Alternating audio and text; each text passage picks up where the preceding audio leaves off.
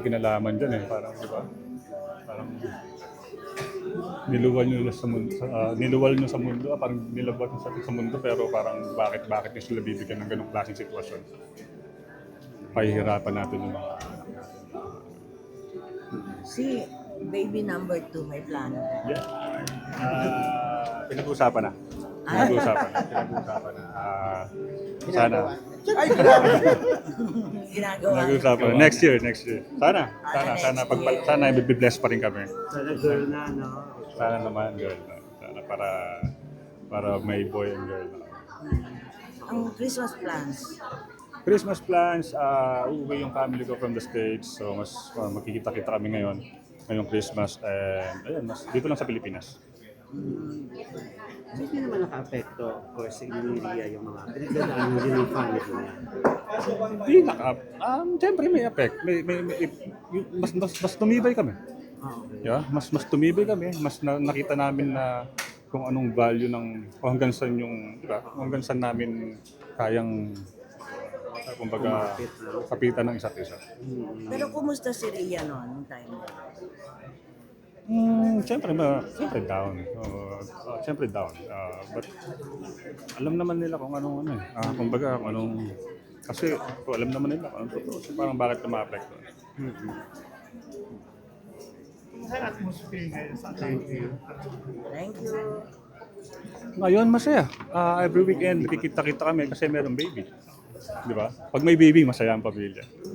Hindi ba sobrang ironic kasi parang kalaban mo si Rhea ngayong MMFF dahil 'di ba yung pelikula nila will go head to head with Unmarry. How do you talk about that and paano niyo sinusuportahan yung isa't isa?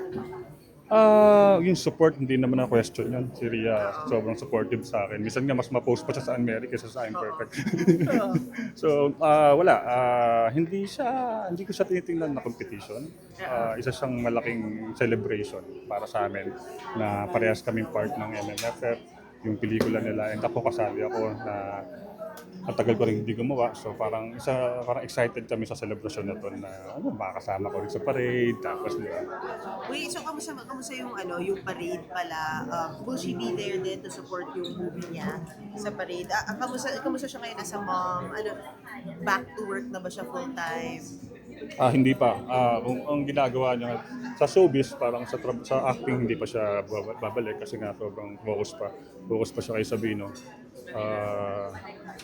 Siguro mga ilang years pa bago siya. Ilang years? Siyempre marami pang plano sa pamilya. Depende sa kanya kung gusto niya na, di ba? Why not? You did a film, tama ba yung kay Mama Oj this year? You did this. How would you sum up 2025? The ups and downs. Siguro ang ganda ng tapos ng taon. Matatapos siya ng parang kumbaga parang may relief, tapos may malaking celebration like MMFF, uwi yung pamilya ko. Siguro ganun lang talaga. Lahat ng bagay dadaan at alam mong maging matibay ka lang siguro paano ba? New beginning. Diba? New beginning.